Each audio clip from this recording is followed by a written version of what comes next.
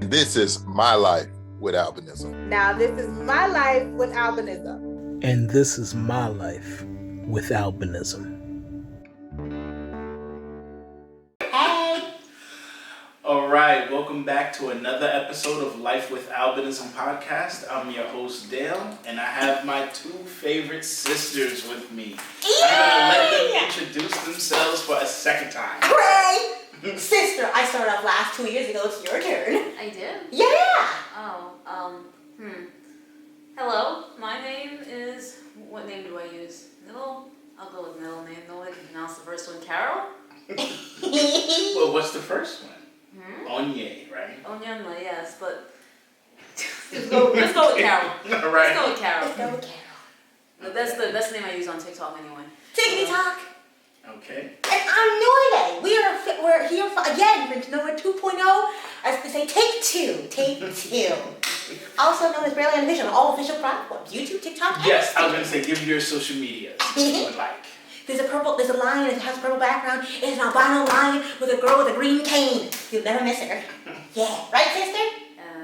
Sure. See! Do you want to give your social medias? Okay. I mean, you don't have to if you don't want to. I mean, my social media is pretty small, but like, my social media is, what is it? Onyx VI Records, Onyx_VI_ Records, on TikTok,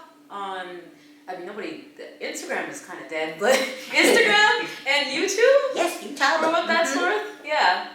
See? So one thing I did want to ask you guys, how often do people mistake you guys for twins? All the time. Anybody who doesn't know us. Right. Any and every time. I mean, all times, you know. Okay. And do y'all understand why? Because y'all look almost identical. We do not. Almost. No, we I look mean, quite different. A little bit. Y'all look a little bit different, but for the most part, y'all look pretty much the same. I know she's taller than I am by a couple of inches. Oh, I'm shit. 5'0", you're 5'2". Mm-hmm. I don't think we look alike.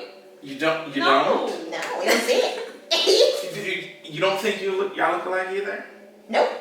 Oh, come on. Would y'all be honest for a second? No, You You know, look like, very alike. we do not Me look neither. alike. Okay. quite different to me, you know. Hey.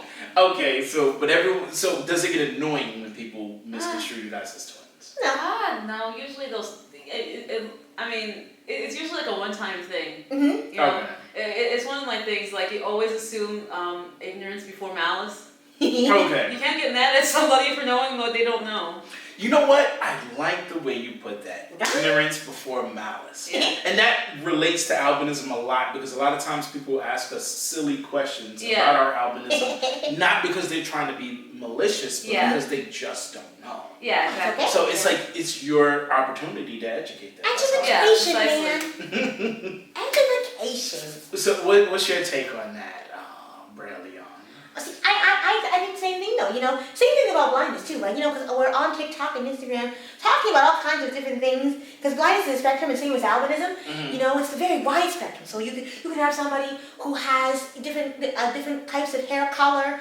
Because albinism doesn't really have a look, you know, and neither does blindness. Wait, you said albinism doesn't have a look? No, because a lot of people think that, you know, it's the palest of white hair, blue eyes, and like white eyebrows, you know, and that's the look, you know. But people have like strawberry blonde hair, golden hair, you know. So there's a few variations, Yeah, but not you know. many. Well, Yeah. Like albinism, like I'll be honest, and we gotta be honest here. Albinism does have a very distinctive look, Yes, it does. very distinct, and you know, so it's. For some people, it's almost obvious to know that they have albinism. Right. Yeah. For some people, it's a little bit harder. Yeah. Like for me, type 3 and type 4 albinism is the hardest to pick out. Yes. But type 2 and type 1, you can Yeah. you can see it, right? You know. We're still sitting right here, you know. Right. You know. So now another thing I wanted to ask you, Braylon, is how did you grow such a huge following on social media, especially TikTok, and what did you do to grow it that big? I accidentally posted something because like I like to post like different types of skits and about different types of moments that happen, you know, to a blind person because I think they're kind of interesting. And so one day I posted it. I made a skit. This one was about Braille books and how expensive they are. By the way, they're 3 times as much as a print book. If your book is $7, the other one's probably going to be like $50. But it's unfair. So I made one of those ones that I posted at 7 o'clock at night, and that one garnered a lot of attention. And I was like, okay, well, that one got me at least up to 40 something. And I kept making videos, and I love making videos, different types of skits and things. And people just kept joining, And then I like videos, I like editing too, and people are nosy, so I'm picking up on the noses. Yeah. And okay, so pick up from there. So you pretty much just had to post like very, very frequently. I post it once a day because it takes me a hot minute Every to edit. single day. Okay. Yeah, I try my best, and at least to edit to post at least a couple once every day. If and that's my goal is to now post at least 5 times a week. Okay. Yeah. Minus one, maybe like a Saturday or something. Have you been doing that? Huh? Yeah, well, You've been doing that? I've been trying my best, I got a new schedule, and based on my teaching schedule, I had to readjust some things, and also my place of filming wasn't that great, so it took a back seat, not because I wanted it to, but because of other things. But now I'm getting back on track, and now there are more and more videos coming out though too, more and more skits and type of long form videos. Yeah. Yeah. Yes. I'm trying to get people to make videos with me, but Listen, I'll make some videos with you. so there you go, Yeah. and then and then I'm trying to also put get more consistency, because TikTok thinks I left, so they kind of took away some of my lovelies. That's why I call them though, my Hana of lovelies. Yeah. Yeah. Mm-hmm. And so Instagram says the same thing too. So that will work out. Okay, and what about you? Do you have a social media following, or are you not really on it like that? I have social media and I post on it. I am not consistently posting on it. Mostly because I prefer my videos to be nicer. Or not nicer. I'm not even gonna say my videos are nice. I don't like putting things out on a schedule if it's not done, basically. Okay. Right? And so I have videos, I post about stuff sometimes. I don't know. I'm still trying to figure out what I want to do with that. But it's there. Okay. No, it's there. I don't. So let me ask you this, Brilliant. So how recognizable are you now at events like this? What I'm trying to ask is how do you almost feel like you're famous now in the albinism community? No. No? I mean, while you're here at the NOAA conference, isn't everyone approaching you oh my God, you're the girl from TikTok, or you're the girl from Facebook? It mainly happens if I go to different other conferences. I went to one in. Well, I don't even know where the location was, but it's in kind of near LAX. But it was a TVI one, a TVI conference. But it's all about blindness, so the TVIs know who I am. But sometimes it depends on and a lot of random people. I get on the street because according to one girl, she's you're very picker-outable. It's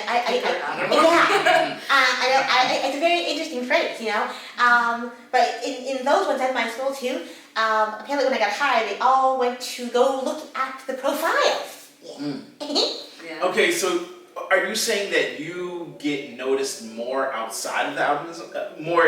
So you're saying you get noticed more in the blind community than in the albinism community? Mm-hmm. Really? Yeah. So I thought you were more famous in the albinism community. I think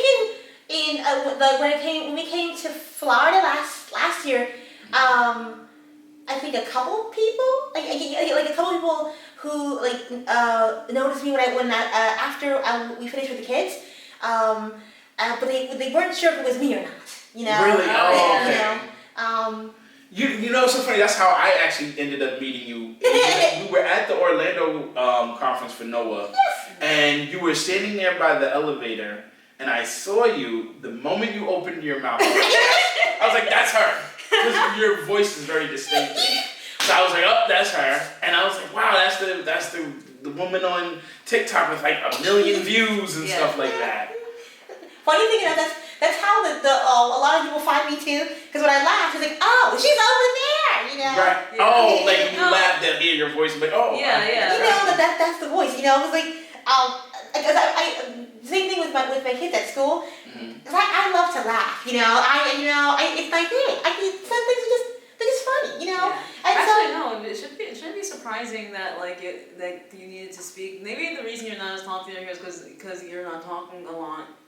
Everyone here is visually impaired. It's like you're not gonna tell people's faces are, but then this thing is like, oh, I know that person. Right. no, that's face is here. You know. It's like have like maybe 20, 40 vision maybe. Yeah. Yeah. You know, it's a hard knock life, but it will make me work though. You know. Yeah. So I have to ask you, do you ever feel pressured by your sister's energy? Like, do you ever feel like you have to match her energy because she's like the life of the party? No, I let her do her thing. Okay. Don't you worry, sister. I bring her along to the party. Right. You know, I tell her because I since I moved, you know, I come back and do my daily times of reacclimating herself. Harassment. No, I would never. You know, I call it readjustment to noyer. Okay, so tell the people, how active are you in the blind community and in the albinism community? Are you guys constantly going to different events together? Not really. Maybe Come there's to some Noah. conferences, you know. Yeah, we come to know everything. Noye is active in the blind community because she's a teacher. That's her job. That's her career. Okay. See, Yeah. but I On two fronts actually, social media and teaching. I love teaching. Yeah, we became a teacher because I first of all I wouldn't do well as a banker. I like the littles, you know, the littles. Because I get to move, I get to run, you know, and I get to play all, like, my teacher says we're play-based, you know, so, like, we get to actually, like teach the kids more skills. Yeah. And, you know, also learning shouldn't be boring. Learning should be fun. Yeah, it should be exciting. Yeah.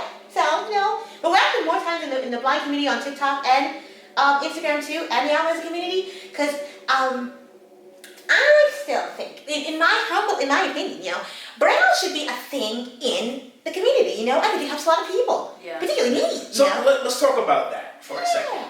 How accessible is Braille?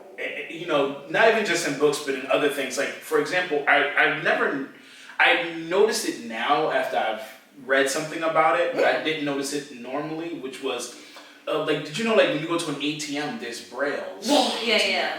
You know, and I always thought to myself, like, wow, that's unique. Like, so my question to you is, how accessible is Braille in things other than books? Oh, it's become more accessible, like, these days than most. Like, you can read, I have a Braille No Touch. I named, one of them at school, I named Diablo, you know, and the other one is Bach. But I read a lot of my books from Libby, you know, Libby, the library service. You can access all your things on it. For an app that was not designed for a blind person, it's very accessible. You can read all your books on it in Braille, you know, because a lot of the books aren't in Braille. It's very sad, and I'm working on that, you know. But since the library is there, you can borrow books, and they're all just there, you know. And you wouldn't have to just settle just for audio. What about things that's not, let's say like, not books, right? Because I'm pretty sure most books you could probably ask for a Braille version, or if it doesn't exist, you could probably get that made. But what about, like, let's say you go to a restaurant. How do you read the menu if your preference is Braille? I usually ask, but usually the answer is sadly no. Right. It's very sad, you know, but I'm working on that too. Every time restaurant I go to, usually I ask them, if there's like a small one, I ask them for the menu, and then I go back to school, I ask them to make it and bring it back, you know? Oh, okay, so you're saying you'll take like a menu from a popular restaurant, get them to get your school to make it in Braille, and then give it back to them and say, hey, now, produce this. Yeah, here you go. Now, when another person comes in, you give it to them, you know? And most of the time it's through Seeing AI. There's an app on iPhone and Android, it's Seeing AI. You can read all the text and different things. And so if you have in Braille? Oh, it's like a audio. It's scanned. Audio. Okay. So then if I remember, you know, then I can connect it to my Braille display and read it that way, you know. Okay, so there's an app. Yeah. Okay, so what's the name of that app? You're saying there's an app where you can take a photo of something, and then it will read it to you. Yeah, Seeing AI. There's it has a couple different aspects in it. So one of them is called short text. And so once you point the camera at something, it'll read you the text on a thing. You can also do like documents and scan like pages of text. You can also do colors, money, a couple different things, and people. Yeah. So it's free. It's free. I love it. It's made by Microsoft. Okay, so now that provokes a couple of more questions. Let's say money, for example. How do you read your money? That one. And I also braille it too.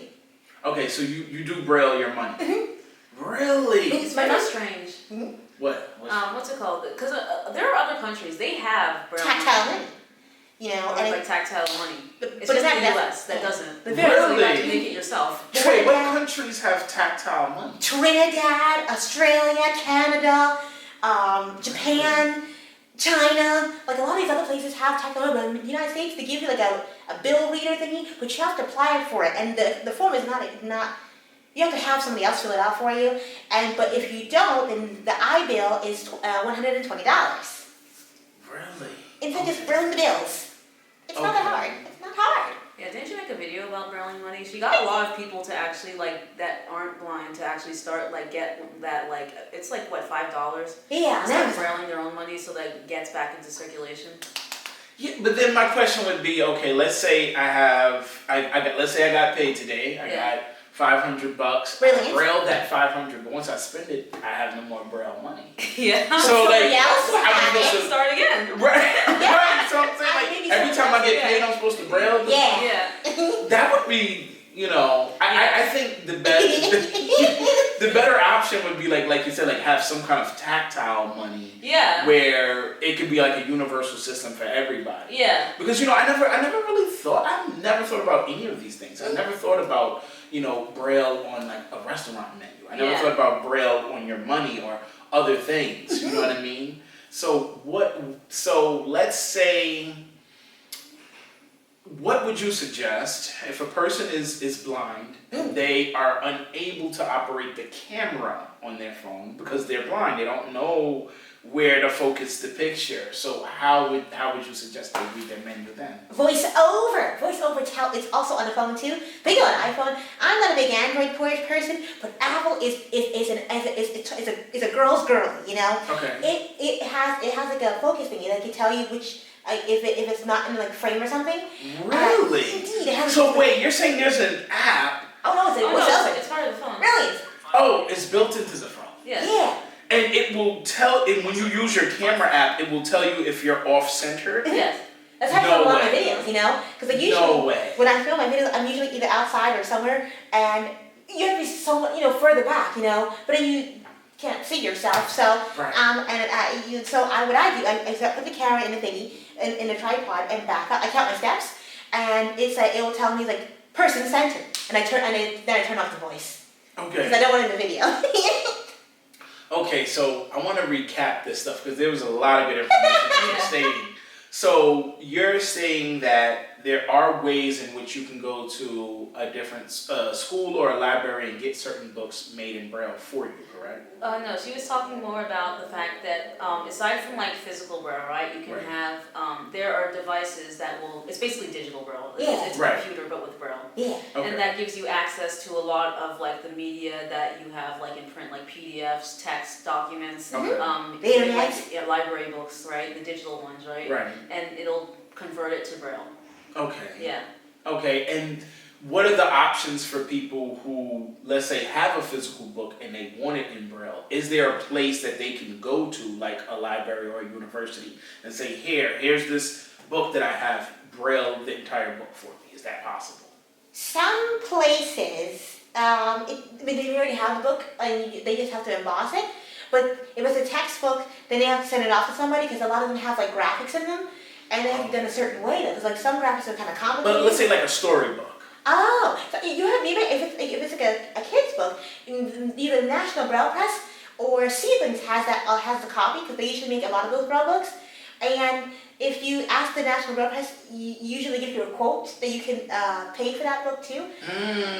Okay, so that's a website, right? Mm-hmm. Okay, so they can go. So you can get a physical book.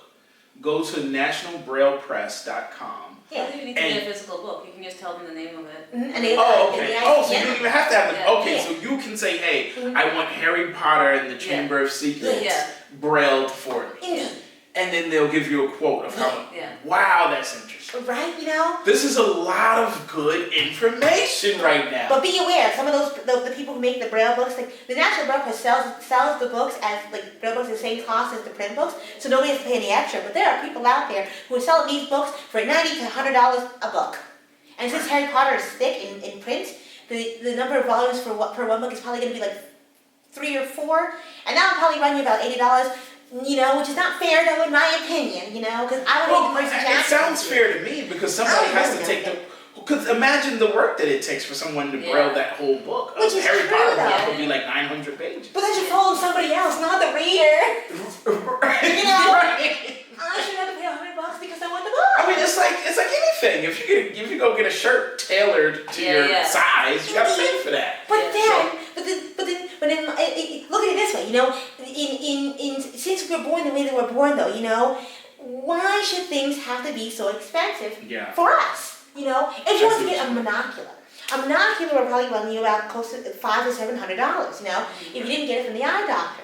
My Braille note, which is my Braille computer, cost about $5,760. You know, people can afford that. You know, by themselves. You know, and the same with like even like less elaborate Braille displays. You know, maybe the cheapest I've seen is about $1,000. You know, nobody's got $1,000 lying around.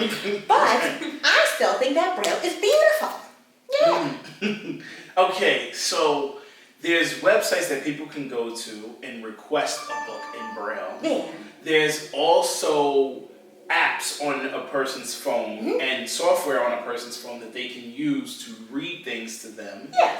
And there's other ways to braille the things that you already have, like physical money, and you've done that before where you can braille your money. Indeed. Okay, so this sounds like there's a lot of different avenues for people who have absolutely no vision at all. It sounds like there's a lot of avenues for them. Yeah. A lot of resources. Okay. And middle of the way people, you know? I think Braille should be for all, if a lot of people like the Braille just for people who have no vision, you know? And it could be something, you can still use it though even though you have some. Yeah. Yeah. Yeah, like you got very, very low vision and might require Braille in that situation. Yeah. Okay. We love the Braille. The Braille is beautiful. So let me ask you this. What about your clothing, right? How are you able to just tell what shirt is what by the feel of it? Yeah, I wear particular types of clothes, you know, and if it's stitched, I know which stitch shirt it is, you know, because the way it's the patterns are, you know. But then there are some shirts. I have some shirts from the two Blind Brothers. Their shirts have Braille on them. Oh wow! You know, so this says navy or black. You know, and oh wow! Like on the tag. So on the side of the shirt. You know? Oh okay, so you'll know what it is. Okay.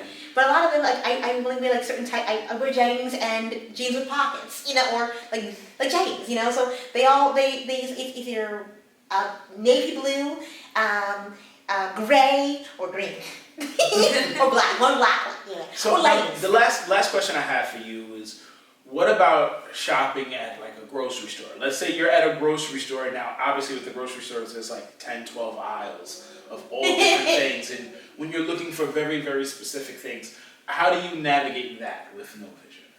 What can you use to help you? When I went, because I recently moved to a new state, in the state services, they said at O&M, so I'm still learning the way around. So we went to the grocery store. I like the grocery store. I like shopping. So she gave me a list of aisles and with the names. And so as long as I don't move them like certain grocery stores do, you know, because that was a real travesty, you know.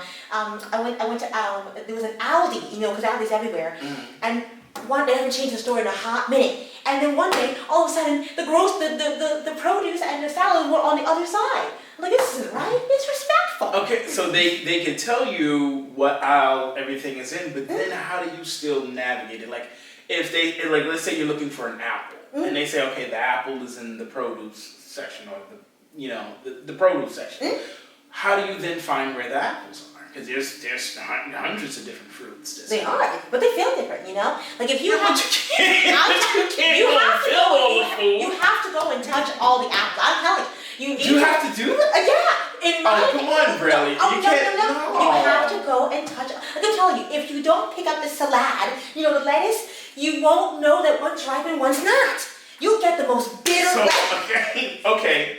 So what you're telling me is that when you're shopping for fruit, you have to physically touch all the fruit. At least the ones that I'm talking about, I need to make sure that one's firmer, But wouldn't that take a while? Because like if I'm looking, think of all the fruit that's there. I know. There's a whole line of the bananas, the strawberries. That's okay. So you gotta touch them all to be like, oh, there goes the apple I need. Some have a particular scent, so you know which ones are which. Mango should be good. Mango. When I go to the store, all the senses are going. I will smell for the bakery's in the back. Okay. Because it has all the bread and the cookies and things. Okay, that's interesting. But if you're going to the, what the meat is, the meat has like a. Well, sadness has a bloody sense. It's in the back, with the chicken and the beef and the other ones. But they usually hang you the ones and look at them. But if you go to if the fruit one, every single fruit has its own scent, Yeah, right. Yeah, like strawberry. So if I'm close enough, I will smell it, Okay. Yeah. So you have to. So I'm just trying to figure out what is the most effective way to do this, because let's just say if I had no vision, right? Mm-hmm. I would feel mighty awkward in the grocery store touching and smelling everything. I think that people would then begin to become cautious of germs. I'm just saying. So what's give me the most effective way to do it without looking like you're spreading germs onto all the food?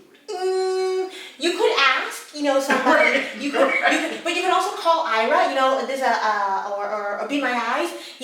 They can also help. You can call them and they'll lend you their eyes. That's also a good way to find street signs and things. Okay. They basically on Be My Eyes, it's like a bunch of volunteers. You can call them and they'll tell you which you want, ones you want to know. Same with Ira, but Ira's sometimes paid. And that way they'll tell you where to point your camera to and ask you what you're looking for, Yeah. Also, if you want to search by color though too, if you're close enough to the color, yeah. But sometimes you get a tomato instead of strawberries. Right. Okay, so your rule of thumb of what you use is you use your sense of touch to figure out which fruit is which.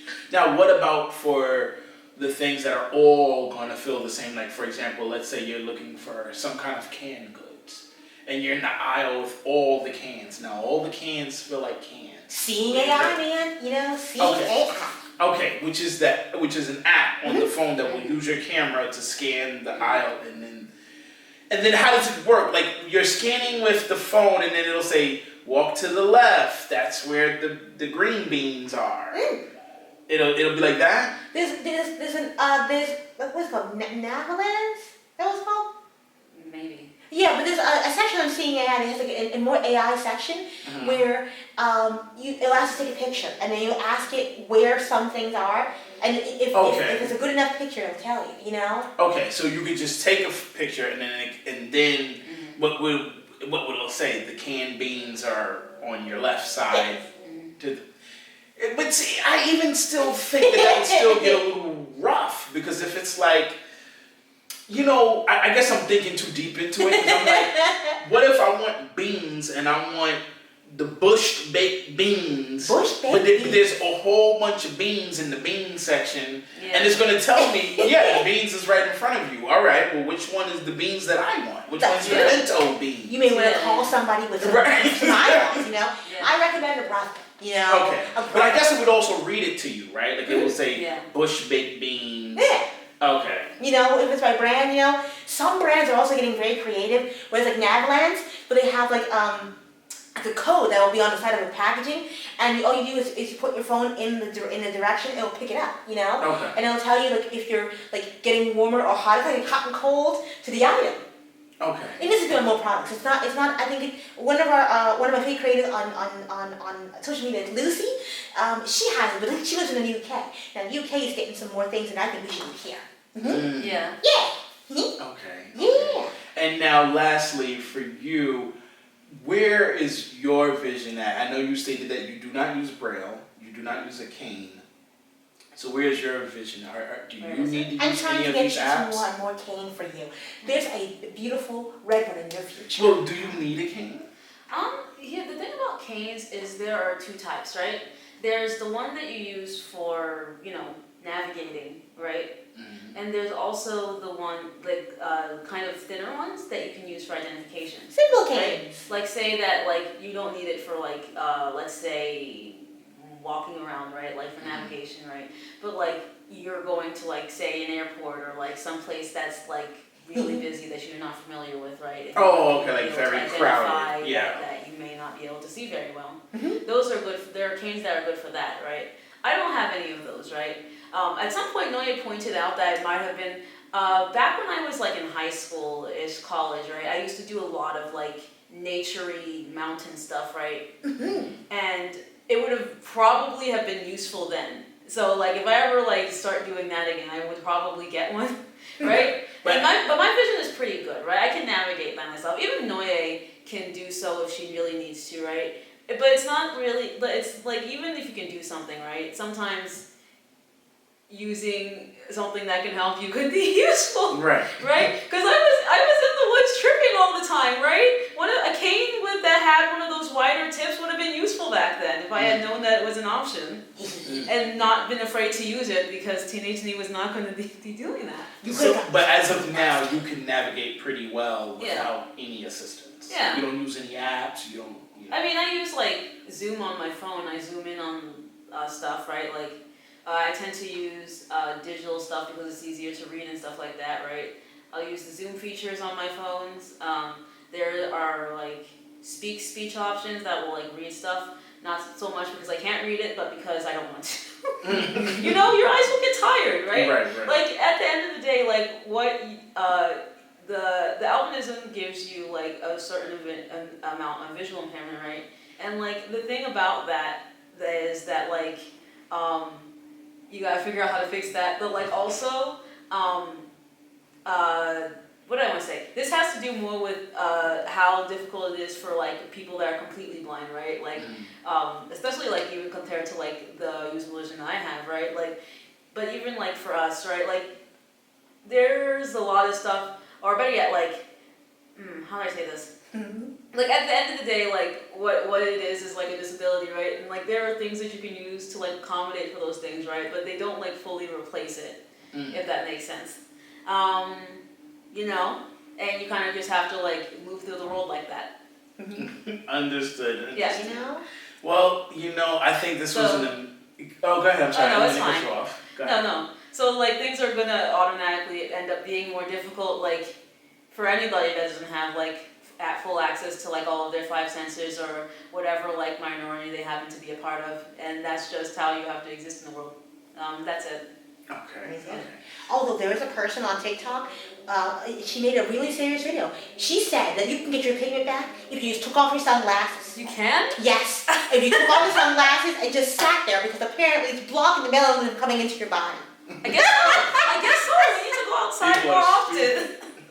We'll be dead. And I said, ma'am, if I step outside, I will burn and I have a life. Well, this was another amazing episode. I want to thank you guys again. I am so happy to see you guys again. So happy to film with you guys again. And I think this was an amazing episode. So just to summarize, there are tons of resources, websites, apps, and different companies that you can use if in fact you are blind or have very low vision and need these resources like Braille or text to read and things like that. Get the Braille me. Yes. So everyone stay tuned to lifewithalbinism.com where you can check out all of our new merch that we have available as well as all of our episodes and any of our other endeavors, okay? All right. Thank you guys. Yeah.